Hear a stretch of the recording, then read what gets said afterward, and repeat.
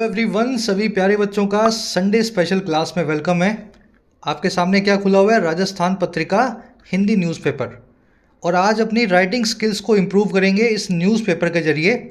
ये जो तरीका मैं आपको सिखाता हूँ संडे के संडे, ये सबसे यूनिक, फास्टेस्ट और इफ़ेक्टिव तरीका है इंग्लिश को राइट करना सीखने का। अगर इंग्लिश राइटिंग आपको सीखनी है, ध्यान से समझना, हिंदी, पंजाबी, गुजराती मीडियम के आप बच्चे हैं, इंग्लिश में नहीं लिख पाते हैं, तो फास्टेस्ट तरीका क्या है? आप कोई भी न्यूज़पेपर आर्टिकल उठाएं और उसको इंग्लिश में कन्वर्ट करना शुरू करें। अब कैसे कन्वर्ट करेंगे वो इस आर्टिकल में, इस क्लास में मैं रादर आपको सिखाता हूँ।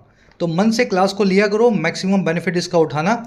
आज जो अपने न्यूज़ आर्टिकल करने वाले हैं, एक अच्छा आर्टिकल मुझे दिखा इसके एडिटोरियल पेज पे। अब आप बोलेंगे सर हिंदू का भी एडिटोरियल, पत्रिका का भी एडिटोरियल, तो इसका एडिटोरियल है जानलेवा बनता जा रहा है बढ़ता तापमान, जागने की ज़रूरत। तो ग्लोबल वार्मिंग के ऊपर लिखा हुआ आर्टिकल है। ये झटपट शुरू करते हैं क्लास को। एक लाइक और एक शेयर अगर बनता है तो ज़रूर से इस क्लास को देना, ताकि आपके प्यार की वजह से इस क्लासेस को मैं पेड के साथ साथ फ्री यूट्यूब क्लासेस में भी ला सकूं। पेड में तो ये कोर्स में तो आता ही है सब कुछ, मैं कोशिश कर रहा हूँ फ्री कंटेंट भी आपको ला के दिया जाए। चलिए, फर्स्ट सेंटेंस है, सेंटेंसेस आपके सामने हैं। ऊपर लिखे हुए हैं हिंदी में और नीचे लिखे हुए हैं एसएमएस वाली हिंदी में, जो बच्चे हिंदी नहीं पढ़ सकते हैं। जलवायु परिवर्तन के कारण बढ़ते तापमान लोगों के स्वास्थ्य पर गहरा प्रभाव डाल रहे हैं, खासकर गर्भवती महिलाओं पर, जो गर्भावस्था के दौरान या प्रेगनेंसी के दौरान ज़्यादा गर्मी का सामना करती हैं, और जिससे इन सभी चीज़ों का खतरा बढ़ जाता है। गर्भपात का यानी मिसकैरेज का, मृत जन्म का यानी स्टिल बर्थ का, और नवजातों में जन्मजात विकृतियों का, कंजेंटल डिफॉर्मिटीज़ का। अब मोटे मोटे वर्ड्स आए हैं, सब सीखने का मौका मिलेगा आपको, घबराना नहीं है। सर ये गर्भपात में मेरे को तो पता ही नहीं क्या होता है, नहीं पता तो आज पता लग जाएगा, कहीं लिख लेना साइड में, है ना।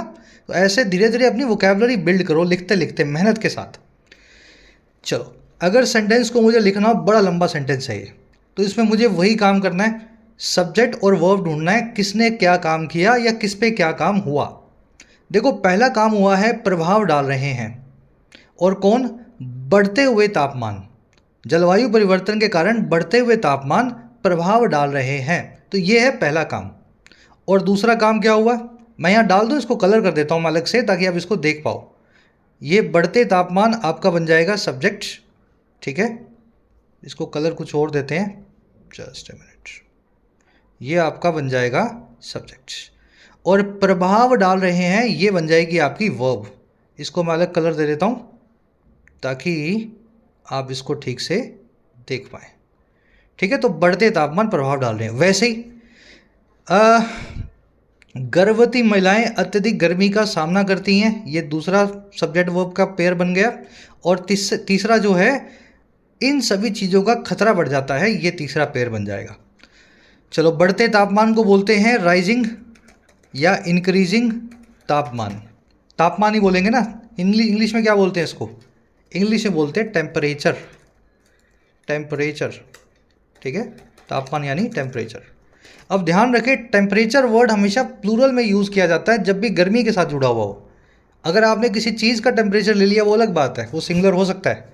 लेकिन अगर गर्मी की बात कर रहे हो, मौसम के तापमान की बात कर रहे हो, टेम्परेचर वो प्लूरल में यूज़ होता है वर्ड, क्योंकि टेम्परेचर हर जगह का अलग अलग है। दिल्ली में अगर 55 टेम्परेचर हो गया तो उनके लिए बहुत गर्मी हो गई, इंग्लैंड में अगर 35 टेम्परेचर हुआ तो भी उनके लिए बहुत गर्मी हो गई। तो अलग अलग जगह के तापमानों की बात हो रही है। तो राइजिंग टेम्परेचर्स गहरा प्रभाव डाल रहे हैं। प्रभाव डालना यानी इम्पैक्ट करना, और गहरे को बोलते हैं डीप। तो आर डीपली इम्पैक्टिंग। अब आप सोचेंगे सर गहरा, उसके लिए डीप क्यों लिखा, डीपली क्यों लिखा? गहरे तरीके से प्रभाव डाल रहे हैं। या तो यूँ लिख दो are putting in deep impact, या यूँ लिख दो आर डीपली इम्पैक्टिंग। और इम्पैक्ट किसको कर रहे हैं? स्वास्थ्य पर, लोगों के स्वास्थ्य पर। तो इम्पैक्टिंग पीपल्स हेल्थ। ईजी है ना। चलो, अब ये टेम्परेचर आए कहाँ से हैं? ये टेम्परेचर आए हैं जी जलवायु परिवर्तन के कारण यानी ड्यू टू। राइजिंग टेम्परेचर्स हैं ड्यू टू, और ड्यू टू है जलवायु परिवर्तन यानी क्लाइमेट चेंज। ठीक है, क्लाइमेट चेंज को थोड़ा सा ऐसा भी करके लिखना ताकि आप अपना अगर कोई एग्जाम दे रहे हो तो एग्जामिनर का ध्यान जाए, है ना। आपने इस तरह से सेंटेंस को बनाया है। Rising temperatures due to climate change are deeply impacting people's health.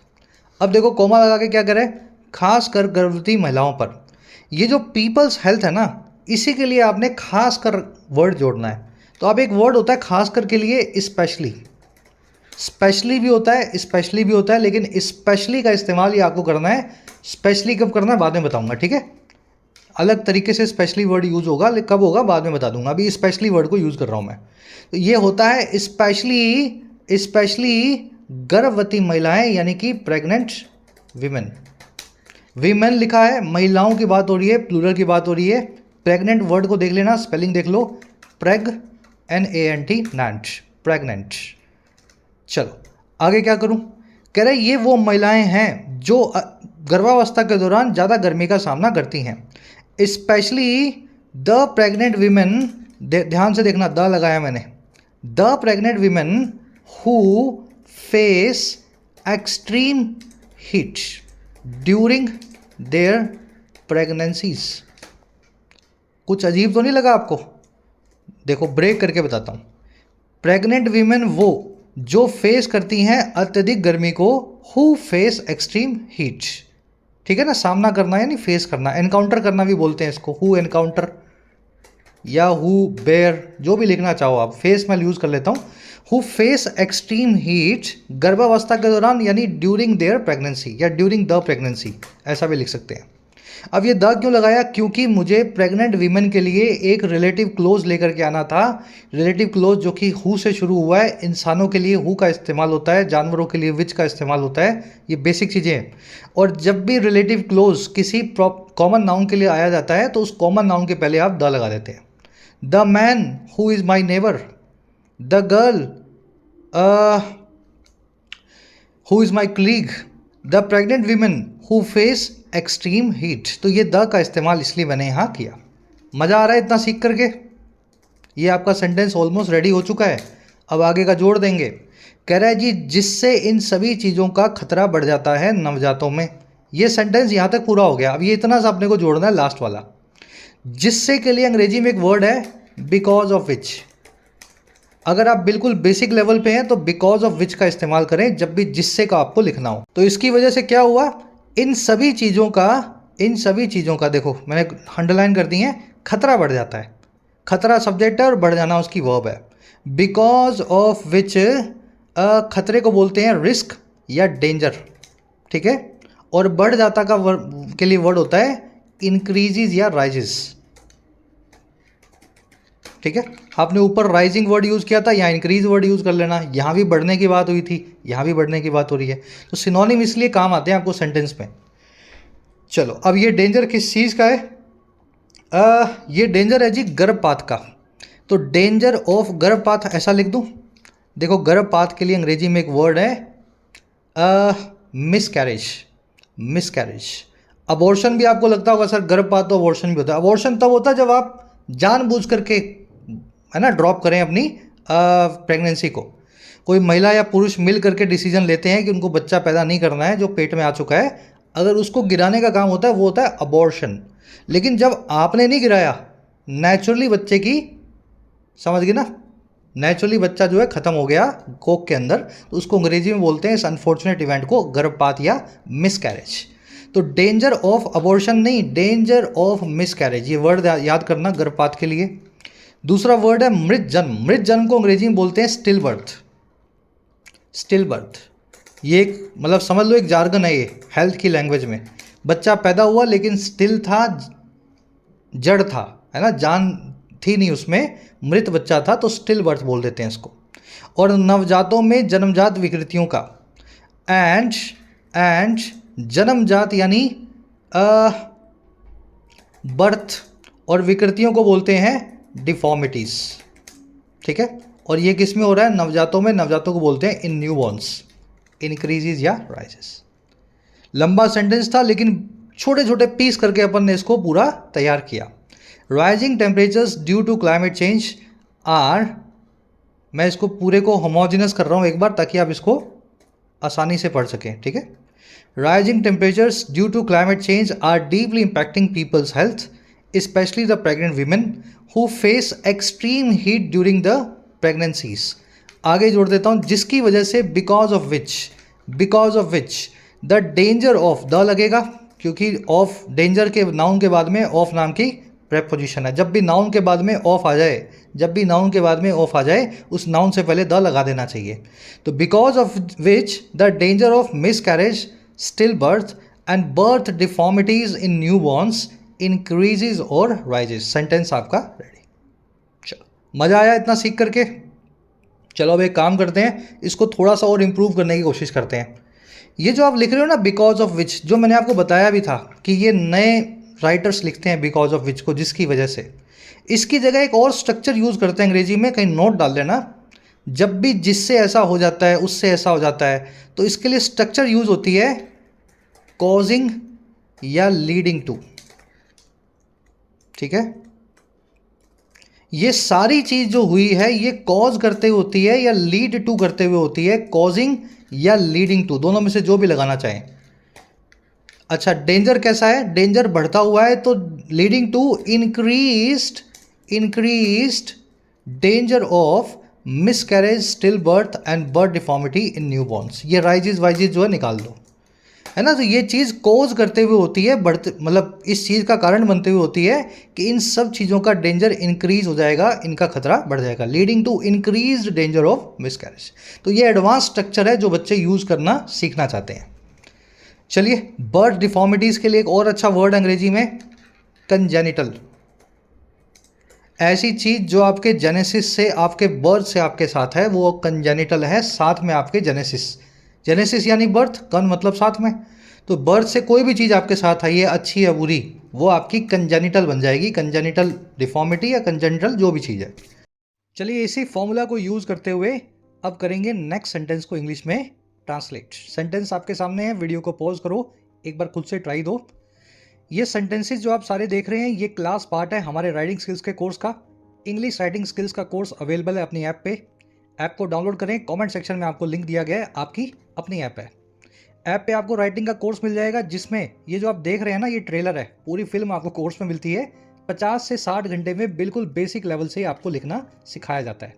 फिर आपको ऐसे लिखना हो, रिपोर्ट लिखना हो, ईमेल लिखना हो, प्रेसी लिखना हो, आंसर राइटिंग करना हो, इस कोर्स के अंदर आपका हो जाएगा। कोर्स पे कुछ कूपन्स भी चल रहे हैं, कूपन लगा करके मिनिमम प्राइस में आप इसको ज्वाइन करें। राइटिंग कोर्स की तरह ही आपको मिलेगा यूपीएससी का कोर्स। राइटिंग का कोर्स तो छोटा कोर्स है, इसमें 50-55 हज़ार लोग हैं हमारे पास। यूपीएससी कोर्स बड़ा कोर्स है, जिसमें राइटिंग को और डिटेल में यूपीएससी और स्टेट पीएससी वालों के लिए करवाया गया है। 200 घंटे के कोर्स में आपका हर एस्पेक्ट सिविल सर्विसेज का इंग्लिश के अंदर पूरा होता है।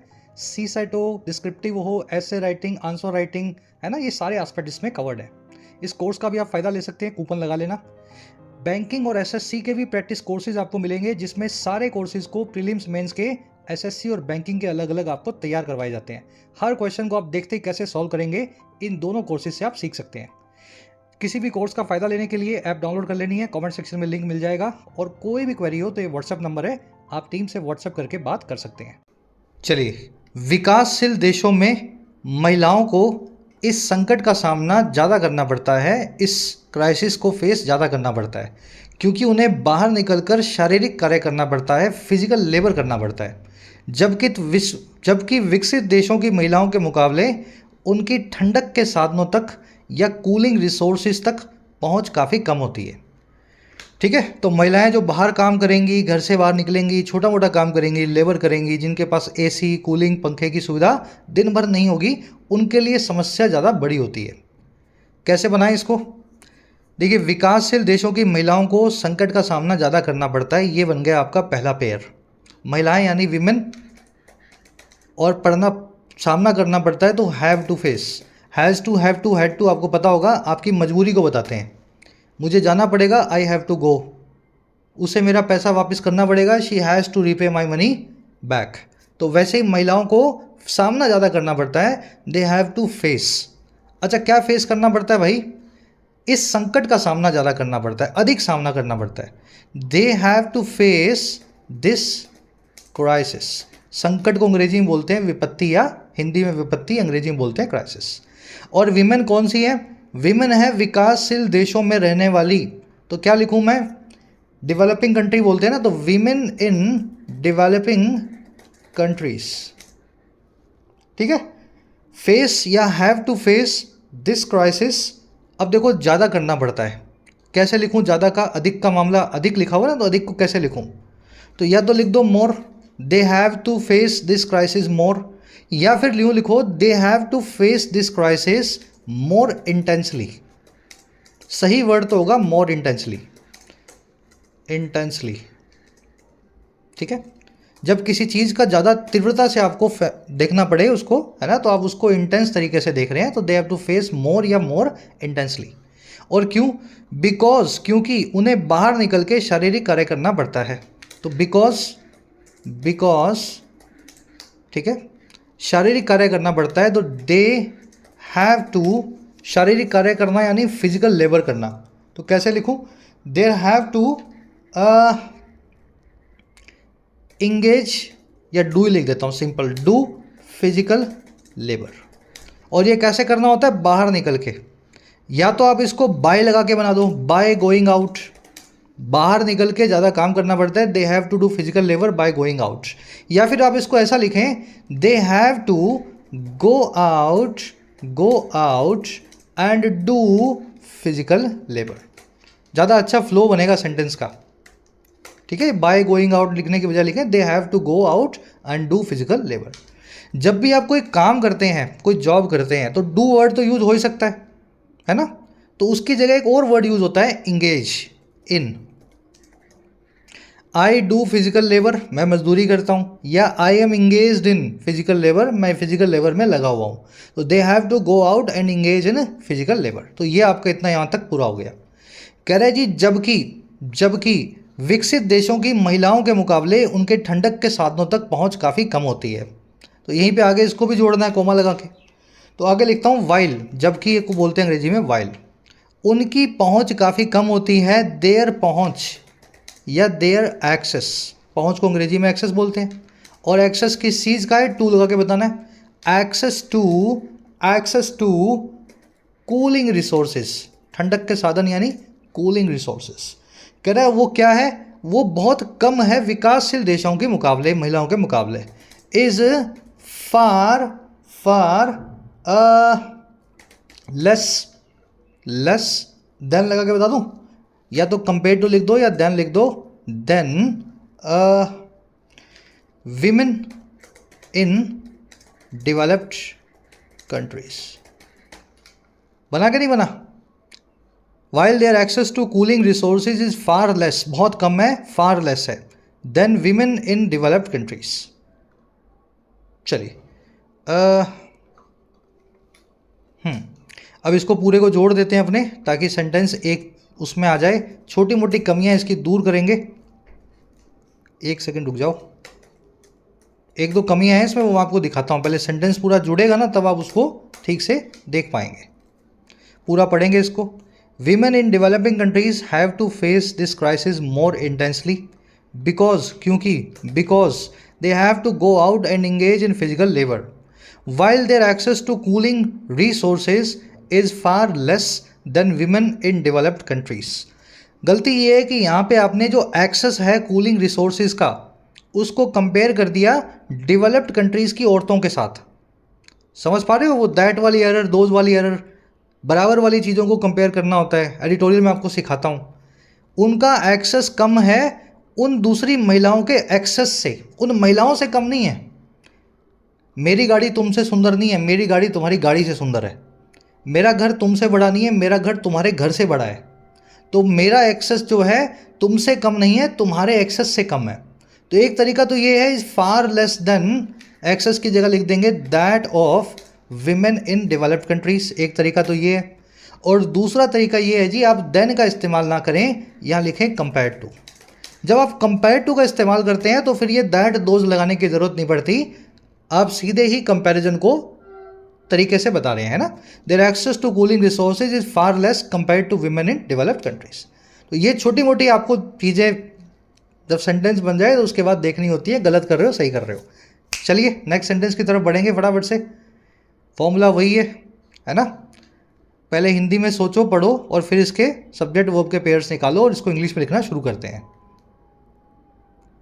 चलिए, अत्यधिक तापमान या ज़्यादा गर्मी, ज़्यादा हीट ना केवल शारीरिक स्वास्थ्य को प्रभावित करती है बल्कि मानसिक स्वास्थ्य पर भी, साइकोलॉजिकल हेल्थ पे भी गंभीर असर डालता है, जिससे चिंता यानी एंग्जाइटी और अवसाद यानी डिप्रेशन जैसी समस्याएं बढ़ने लगती हैं। यानी गर्मी ज़्यादा होगी, शरीर भी खराब होगा और दिमाग में भी डिप्रेशन होगा।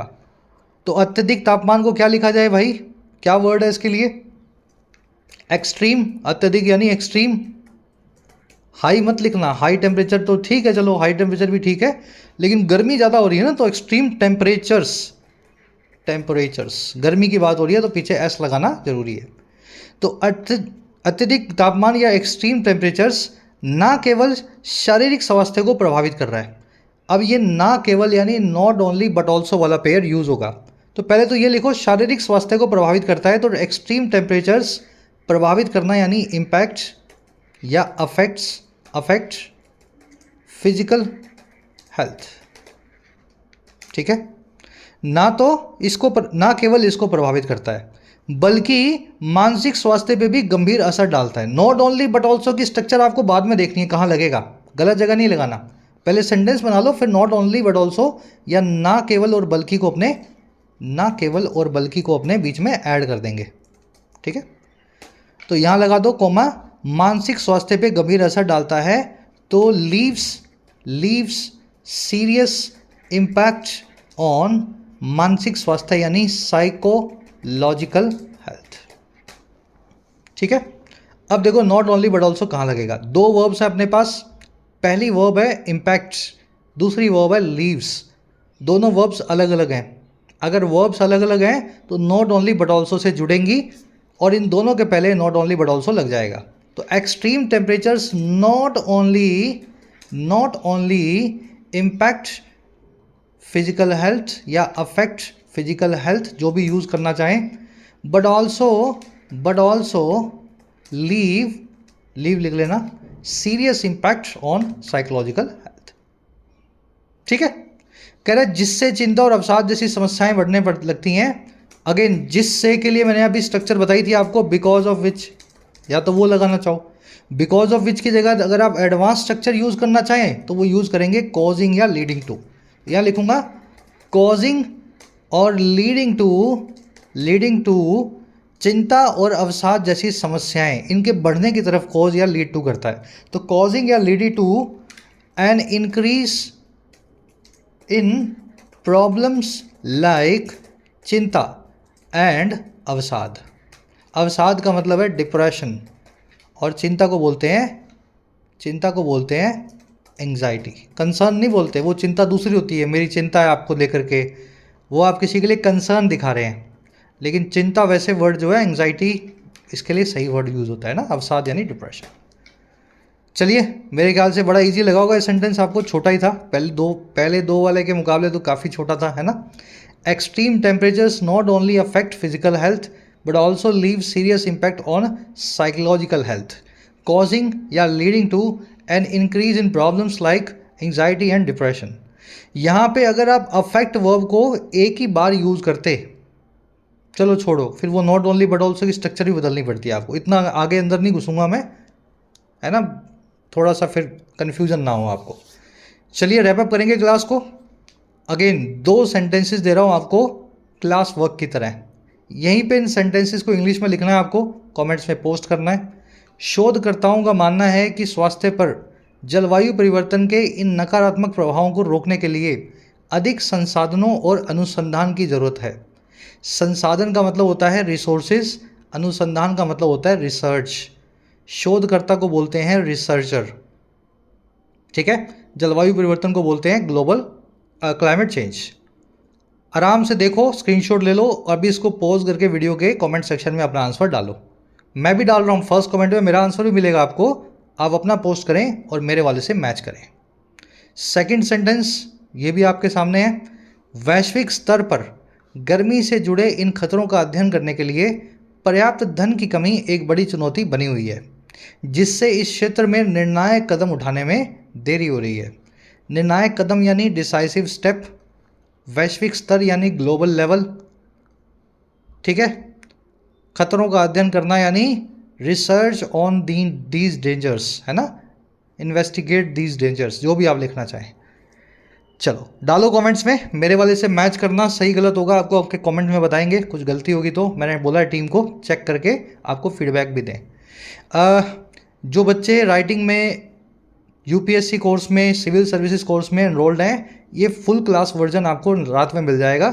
जो यूट्यूब पे वर्जन आया है इसका फुल वर्जन आपको, जिसमें सारे सेंटेंसेस और पूरा आ जाएगा, रात वाली क्लास में अपने कोर्स में जाके चेक करें। और जो बच्चे स्ट्रक्चर्ड वे में राइटिंग को सीखना चाहते हैं, ये देखो ये तो हम प्रैक्टिकल कर रहे हैं, इससे पहले एक पूरा थ्योरेटिकल पार्ट है। 50 घंटे लगा करके आप एक एक कॉन्सेप्ट सीखते हो, कैसे मैं ऐसे लिखूंगा, लेटर लिखूंगा, ऑफिस में ड्राफ्टिंग करूंगा, प्रेसी लिखूंगा, आंसर राइटिंग करूंगा। तो जो बच्चे स्ट्रक्चर्ड वे में राइटिंग कोर्स को एनरोल करना चाहते हैं, ऐप को डाउनलोड करें, कमेंट सेक्शन में ऐप का लिंक दिया गया है, और इस नंबर पे आप व्हाट्सएप करके टीम से बात भी कर सकते हैं अगर आपकी कोई कोर्स रिलेटेड क्वेरी हो तो, ठीक है। इस नंबर पे आप व्हाट्सएप कर लेना, टीम से आपकी बात हो जाएगी। अंटिल देन, ऐप का लिंक कमेंट सेक्शन में है। Signing off.